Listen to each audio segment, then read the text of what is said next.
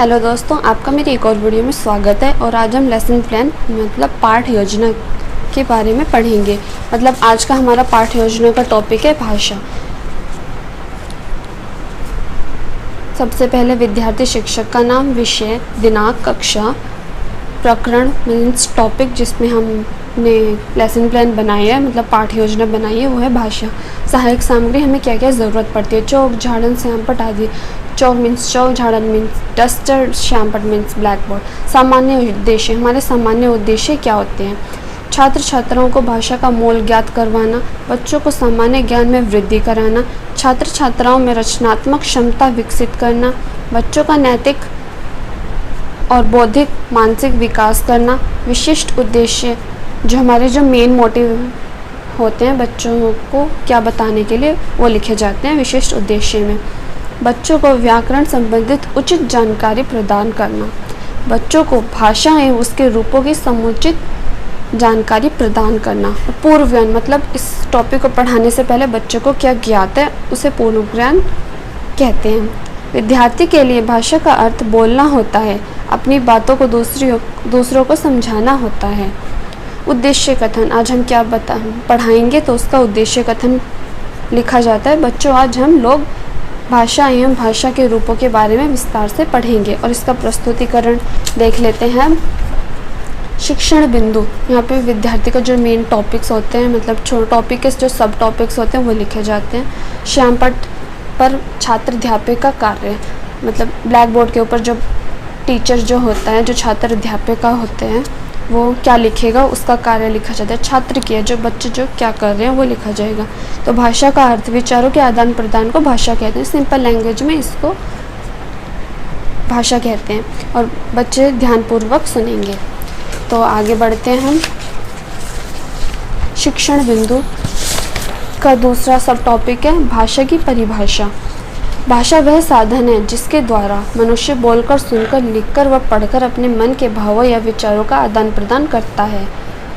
दूसरे शब्दों में कहें भाषा को, तो भाषा वह साधन है जिसके द्वारा हम अपने भावों को लिखित अथवा कथित रूप से दूसरों को समझा सके और दूसरों के भावों को समझ सके, उसे भाषा कहते हैं। और छात्र क्रिया यहाँ पे होगी कि छात्र ध्यानपूर्वक सुनेंगे, अपनी कॉपी में भाषा की परिभाषा लिखेंगे। भाषा के रूप होते हैं 3 तरह के, मौखिक, लिखित और सांकेतिक।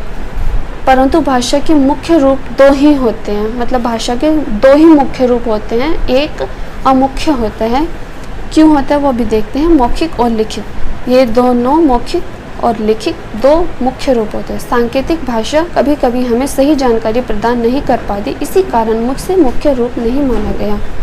जो ये सांकेतिक भाषा, जो इशारों में भाषा होती है, वो हमें सही जानकारी, एग्जैक्ट इंफॉर्मेशन नहीं दे पाती है, तो इसे सांकेतिक भाषा को मुख्य नहीं माना गया है। और इसमें छात्र क्रिया होगी, छात्र ध्यानपूर्वक सुनेंगे और अपनी कॉपी में भाषा के रूप लिखेंगे। तो भाषा का पहला रूप है मौखिक भाषा। मौखिक रूप भाषा का वह रूप है जिसमें एक व्यक्ति बोलकर विचार प्रकट करता है। दूसरे शब्दों में कहें तो जिस ध्वनि का उच्चारण करके या बोलकर हम अपनी बात दूसरों को समझाते हैं उसे मौखिक भाषा कहते हैं। इसमें छात्र क्रिया होगी, छात्र ध्यानपूर्वक सुनेंगे और अपनी कॉपी में मौखिक रूप की भाषा का उदाहरण सहित लिखेंगे। तो आगे बढ़ते हैं लिखित भाषा। तो पहले हम मौखिक भाषा के उदाहरण देख लेते हैं। टेलीफोन, दूरदर्शन, भाषण, रेडियो आदि।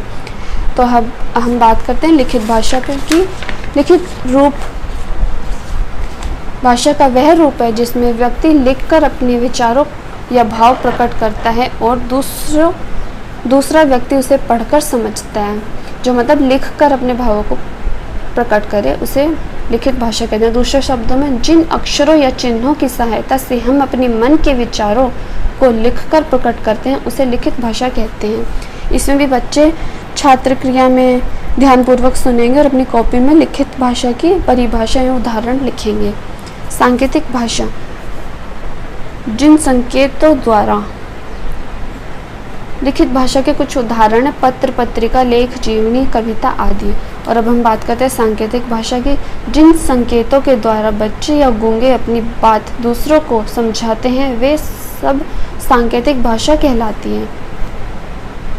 दूसरे शब्दों में कहे तो जब संकेतों मीन्स इशारों द्वारा बात समझाई और समझी जाती है तब वह सांकेतिक भाषा कहलाती है।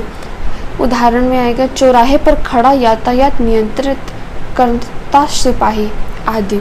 और इसमें भी छात्र ध्यानपूर्वक सुनेंगे और अपनी कॉपी में सांकेतिक भाषा की परिभाषा लिखेंगे। तो हम अभी पुनरावृत्ति कर लेते हैं, आगे देखते हैं आगे क्या लिखा जाता है कि मतलब आज जो हमने पढ़ा है उसकी पुनरावृत्ति मीन्स रिवीजन। आज जो पढ़ा है उससे रिलेटेड कुछ क्वेश्चंस। भाषा की परिभाषा क्या है, भाषा के कितने रूप हैं और उनकी परिभाषा क्या है, तो आज हमने ये पढ़ा है। तो निरीक्षण कार्य मीन्स इंस्पेक्शन वर्क जो किए जाते हैं। जब बच्चे श्यामपट्ट कार्य कर रहे होंगे तब छात्र अध्यापिका उनके कार्यों का निरीक्षण पूरी कक्षा में घूमकर करेंगे। और होमवर्क गृह कार्य क्या दिया जाएगा, भाषा की परिभाषा को लिखें एवं याद करें। भाषा के रूपों को लिखो उदाहरण सहित और उन्हें याद करो। आई होप आप लोगों को समझ आई होगी ये video. Please like share and subscribe. Thank you for watching my video.